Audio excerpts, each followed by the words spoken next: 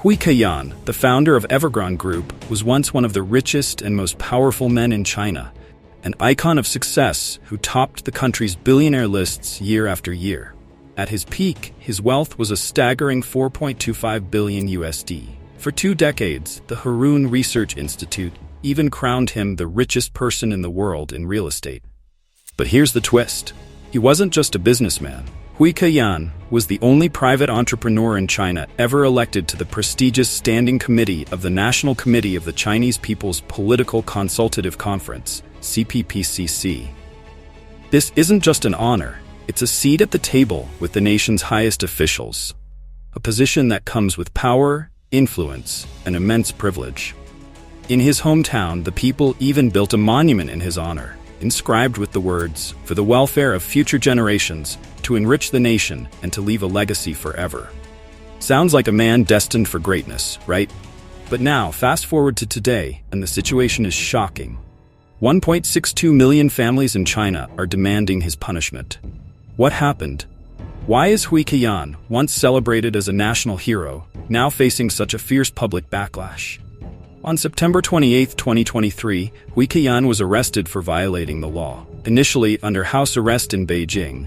A year later, in September 2024, reports revealed that Hui had been transferred to a special detention facility in Shenzhen. The Evergrande crisis has left millions of Chinese citizens on edge, as they worry about the future of their homes and savings. But the big question remains, is this crisis finally coming to an end? Why, of all the thousands of real estate moguls in China, is Hui Ka Yan the only one who has ended up in this situation? What went so horribly wrong? In this video, we're diving deep into how Hui Ka Yan's empire, built on a registered capital of 39 billion RMB, about 5.5 billion USD, spiraled into a mountain of 24 trillion RMB in debt, or 3.3 trillion USD. How did a man who once seemed unstoppable end up with such catastrophic failure? What mistakes did he make that led to his dramatic fall from grace? Stay tuned as we explore the twists and turns of Hui Ka Yan and Evergrande's journey. You won't want to miss it. Humble beginnings, ambitious dreams.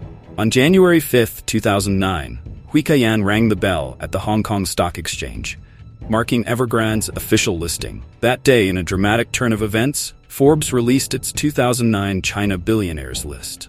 Wang Chuanfu of BYD held the top spot with a fortune of 39.6 billion RMB. But within hours, Hui Ka Yan had taken over the #1 spot, his paper wealth soaring to 4.2 billion RMB, about 590 million USD, thanks to Evergrande's stock price skyrocketing on its first day of trading. He was no longer just a businessman, he was China's newest billionaire.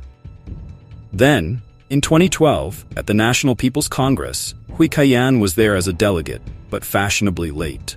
As he rushed into the meeting, his bright smile couldn't hide his obvious pride. His flashy Hermes belt and 1,000 yuan smartphone caught the eyes of everyone around him, quickly turning him into the topic of conversation. This moment even became an iconic meme online. Back then, no one could have predicted that just 8 years later, Hui Ka Yan would find himself desperately pleading for help, sending an urgent letter to the government with words so harsh they stunned the nation. Though rumors later suggested that the plea letter might have been a fake, possibly forged by someone pretending to represent Evergrande, the truth is undeniable. The Evergrande crisis plunged millions of Chinese families into financial ruin. So why is it that, this time, the government is showing no mercy toward Hui Ka Yan? To understand this shocking fall from grace, we need to look back at Hui Ka Yan's beginnings. Born in October 1958 in a small village in Taiwan County, Zhoukou City, Henan Province, Hui's childhood was marked by hardship. His mother passed away when he was just an infant, leaving him to grow up in poverty. His father, Hui Xiangao, was a factory worker, and their life was far from easy. Hui's original name was Hui Gongxiang, a typical name for the children of workers during that time. Workers who were seen as stable and honorable. His father hoped that Hui would follow in his footsteps and work in a factory. It wasn't until Hui entered school that his father gave him a new name, Hui Ka Yan, following family tradition. Life for Hui Ka Yan was tough. He grew up in an environment of poverty, with little to eat and worn-out clothes. His mother's death from sepsis when he was less than a year old left a lasting scar. He ate sweet potato porridge every day and went to school in patched clothes. In the summer, the sweet potato buns his family made often grew mold, but Hui would wash them off and eat them anyway. Later, when he found success, he would recall how, as a child, his greatest dream was simply to eat white rice, something most people take for granted. In 1977, China reinstated the national college entrance exams, and Hui saw it as his chance to change his destiny. He applied to Tsinghua University, one of the most prestigious schools in the country. But he failed the exam, not because he lacked ability, but because he had aimed too high. His failure earned him the nickname Hui Tsinghua. The next year, determined to succeed, Hui spent 5 months preparing and eventually passed the exam, gaining admission to Wuhan Iron and Steel University, now Wuhan University of Science and Technology, where he ranked third in Jiaokou City. In 1982, Hui graduated, and like many of his peers, he was assigned a job by the state. He worked at Wudong Steel Company in Henan Province, where he met his future wife, Ding Yuemei. There were rumors that Ding was the daughter of a high-ranking official at Wuhan Iron and Steel Academy, though some reports say she was just a regular employee at the steel company. Regardless of the truth, their meeting laid the foundation for Hui Ka Yan's eventual shift into the business world. In 1983, he resigned from the steel company and began his entrepreneurial journey. Hui Ka Yan's rise from zero to the top. In 1992, after spending 10 years working at Wuhan Steel, Hui Ka Yan set out for Shenzhen with only 20,000 RMB, roughly 2,800 USD in savings and a 30-page resume in hand. At that time, China was undergoing major reforms, and many government officials and intellectuals were making the leap into the business world. Among them were well-known figures like Ren Zhengfei, Huawei, at 48 years old, and Jack Ma, Alibaba, at just 28, along with thousands of others, collectively known as the 92 generation. While many of them found success, Hui Ka Yan initially struggled in Shenzhen. Despite sending out dozens of job applications, every single one was rejected. Finally, a friend pointed out that his resume was simply too long. No one had the patience to read through the entire 30 pages. Taking this advice to heart, Hui Ka Yan pared down his resume to just 2 pages. This simple change made all the difference, and soon he landed a job. He joined a trading company called Zhongde in Shenzhen, where he started as a sales associate. Despite already holding a county-level position at Wuhan Steel, Hui was essentially starting from zero, but he wasn't bothered by this. After all, his salary at Zhongde was 50 RMB per month, a very attractive sum in the early 90s. 1994 proved to be a turning point in Hui's career. He convinced his boss at Zhongde to venture into the rapidly growing real estate market in Guangzhou. With his boss's support, Hui Ka Yan embarked on his entrepreneurial journey. He drove a Peugeot with a driver, a treasurer, and 2 sales staff from Shenzhen to Guangzhou, where he established a real estate company called Bangde, with Hui himself as the CEO. Drawing on his previous work experience, Hui was able to secure a bank loan to purchase a plot of land in the Layan district. When he first entered the real estate industry, Hui Ka Yan had little understanding of technical terms like building density ratios, but he possessed a sharp business instinct. He noticed that more than 80% of the projects being built in Guangzhou consisted of large apartments, an approach that was making sales difficult. Hui Ka Yan decided to go in the opposite direction: small, affordable homes. His first project, Judao Garden, launched in 1995, featured hundreds of small apartments that were quickly sold out. The project became a huge success, pulling off a miracle by securing land, getting building permits, starting construction, and selling all units within the same year. This success brought Hui Ka Yan significant recognition in the real estate sector. By 1997, his company had earned more than 200 million RMB in profits. However, Hui Ka Yan was still just an employee, despite his immense contribution to the company's growth. While his salary had increased to 350 RMB per month, plus a year-end bonus in the tens of thousands, it was a small fraction of the profits he had helped generate. So, he went to his boss to ask for a raise, specifically, an increase to 10,000 RMB per month. When his boss refused, Hui Ka Yan made the bold decision to quit. He later admitted that if his boss had agreed to pay him 100,000 to 200,000 RMB annually, he might have stayed with the company and never pursued his own business venture. But don't think that this decision was made on a whim. In fact, 1 year prior, Hui Ka Yan had already started planning for his future. In March 1997, he officially renamed his company to Evergrande Group. At 39 years old, he had completed his transformation from an employee into a business owner. But his ambitions didn't stop there. When he founded Evergrande, his company had only 7 to 8 employees and no significant assets other than a car and an immense amount of drive.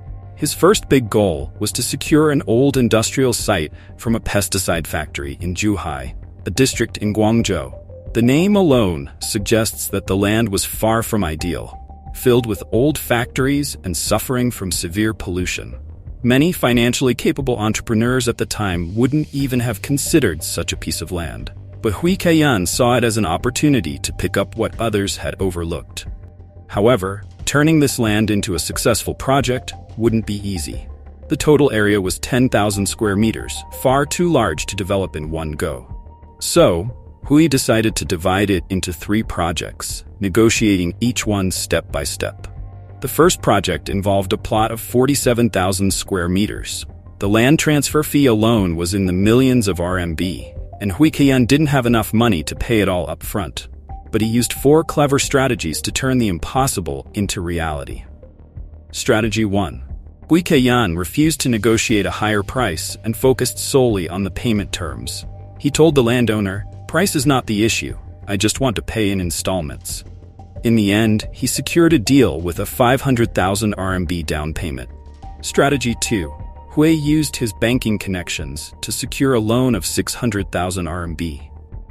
This allowed him to cover the down payment and continue developing the project, leaving him with just enough for company operations. How did Hui manage to get that loan? After all, to borrow from a bank, you typically need assets for collateral. You can't simply walk into a bank and say, "I created 8 miracles in real estate." Yet somehow, Hui Ka Yan was able to secure the loan purely on his personal reputation. Strategy 3. Hui decided to dig 3 feet deep, removing all the polluted soil and replacing it with clean earth, solving the environmental issues and giving his customers peace of mind. Strategy 4. Hui adopted a contractor finance development model, a strategy where the construction progress must reach 2/3 before a property can be sold. This was a risky but effective way to manage cash flow and secure the project's success. Through these clever maneuvers, Hui Ka Yan was able to transform a neglected plot of land into one of the first steps in Evergrande's extraordinary rise. On June 8, 1997, a pivotal moment in the history of Chinese real estate unfolded as Hui Ka Yan broke ground on Evergrande's first ever project, Jinbi Huayuan, Golden Jade Garden. By August 8th, just 2 months later, despite the building being only 1 floor high, the project was already open for sale. Hui's strategy was clear: small, affordable apartments that sold fast, recovering capital quickly. The opening price was set at 280 RMB per square meter, almost 20% cheaper than the average price of other projects in Zhuhai at the time. And the results were nothing short of astonishing. On opening day, 32 apartments sold out in just hours, pulling in over 800,000 RMB. That was enough to instantly solve Evergrande's cash flow problems, setting the stage for what would become one of the biggest real estate empires in China. But what most people didn't know back then was that Hui Ka Yan didn't have all the funds in place. The money to buy the land came from a bank loan, and the money to actually build came from contractors. In those early days, Hui wasn't just relying on his own resources, he was playing a high-risk game of making profits with almost nothing in hand. Then, in 1998, China's real estate market was revolutionized with new housing reforms, shifting from welfare-based distribution to a more commercial model. And Hui Ka Yan seized this moment. Evergrande was about to enter its golden age. In June 2006, Hui Ka Yan had his eyes set on an even bigger goal: Evergrande's public listing. With only 7.8 billion RMB in total assets, he secured a massive investment of 6.5 billion RMB from major banks and signed contracts with heavyweights like Merrill Lynch, Goldman Sachs, and Credit Suisse. Then he went on an aggressive land buying spree, expanding Evergrande's reach rapidly. By 2007, Evergrande's land reserves had increased by almost 8 times compared to the previous year. And by 2008, Evergrande owned a total of 4,578 million square meters of land, making it the dominant player in China's real estate sector. The company was working on 37 projects nationwide, and Hui's vision was becoming a reality. But just as things seemed to be going perfectly, 2008 brought with it the global financial crisis, which hit Hong Kong hard. The stock market tanked, and investors weren't keen on purchasing shares in Evergrande. So, in March 2008, Evergrande had to postpone its listing, facing a 1.3 billion RMB debt and 2.5 billion RMB in land payments. Despite this looming crisis, Hui Ka Yan wasn't exactly losing sleep. He was spending his time in Hong Kong casinos. But not in the way you might expect. He wasn't playing high-stakes real estate gambling. He was deeply involved in games like Su Shai. It seemed like he was always at the casino, and many of his employees thought the company was doomed, suspecting their boss had lost his edge. What they didn't know was that Hui wasn't just there to gamble. He was networking with some of Hong Kong's most powerful tycoons. He was rubbing shoulders with Li Keqiang, real estate moguls, top investors, and other influential figures like Zhen Gaozhang, chairman of the Overseas Chinese Group. This was a secretive, highly influential economic circle, and Hui was now part of it. His efforts paid off. In June 2008, a group led by Zheng Yutom, along with Kuwait Investment Authority, Deutsche Bank, Merrill Lynch, and others, injected $506 million into Evergrande. This infusion of capital gave Hui Ka Yan the breathing room he needed to stabilize the company. Meanwhile, Evergrande launched a series of discounted housing projects, with some units selling for as little as 75% off their original price. By the end of the year, Evergrande's total revenue had skyrocketed to 1.8 billion RMB, catapulting it into the ranks of Chinese real estate companies with revenues over 10 billion RMB. Then, China's 4 trillion RMB stimulus plan to combat the financial crisis revived the domestic real estate market. By 2009, Evergrande was on solid ground again. On January 5, 2009, Evergrande's public listing finally took place, and its market value soared to 70.5 billion Hong Kong dollars, making it the largest private real estate company in China at the time, and propelling Hui Ka Yan to billionaire status. With fresh capital in hand, Hui Ka Yan started making huge investments in other sectors. In March 2010, he spent 100 million RMB to buy a 10% stake in the Guangzhou football team, which was renamed Guangzhou Evergrande. But he didn't stop there. In April 2010, he threw the most expensive opening ceremony in the history of the Chinese Super League, costing 50 million RMB. Why? Because he realized that a single second of ad space on CCTV would cost him 150,000, while the 1-hour ceremony would be broadcast across 25 TV stations. As Guangzhou Evergrande rose to prominence, the Evergrande brand became ingrained in the public's mind, giving a huge boost to the company's real estate sales. In March 2013, Hui Ka Yan made history again, becoming a standing committee member of the Chinese People's Congress, the first and only private entrepreneur to hold such a position. Hui didn't stop at real estate. He invested in consumer goods with his own bottled water brand, Evergrande Bingquan. However, after that venture failed, he moved on to his next big idea: electric vehicles. Hui's ventures beyond real estate revealed a relentless ambition to expand Evergrande's empire.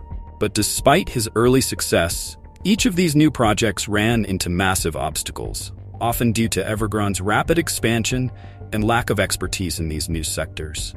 Nonetheless, Hui Ka Yan's journey from a small real estate project to building a global empire is a story of vision, risk-taking, and ambition that continues to shape the future of China's business landscape. The collapse of an empire. While Hui Ka Yan was busy diversifying into various industries from 2014 to 2015, China's real estate market entered a sharp decline.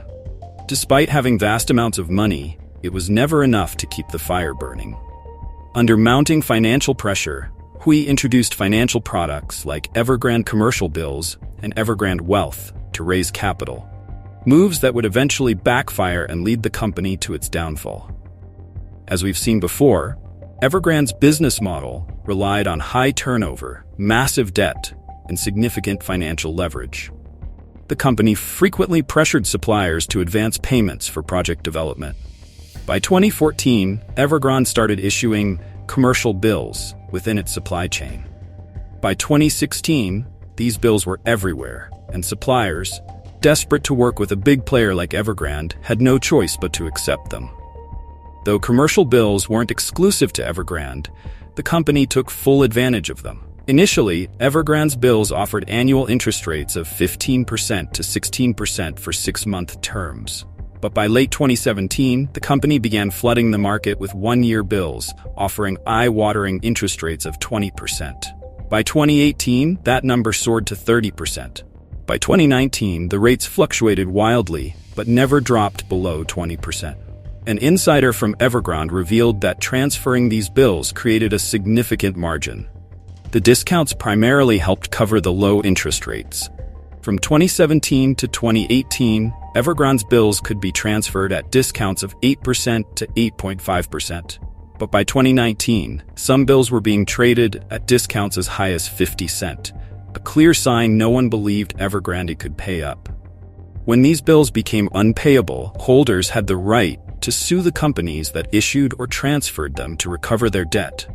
Companies facing lawsuits had their accounts frozen, unable to pay taxes or Social Security, paralyzing entire supply chains. One supplier, sued by 10 cooking oil companies, compared the situation to a shark tank, where former partners and even friends turned against each other to fight for the money. But the trouble didn't stop at the commercial bills.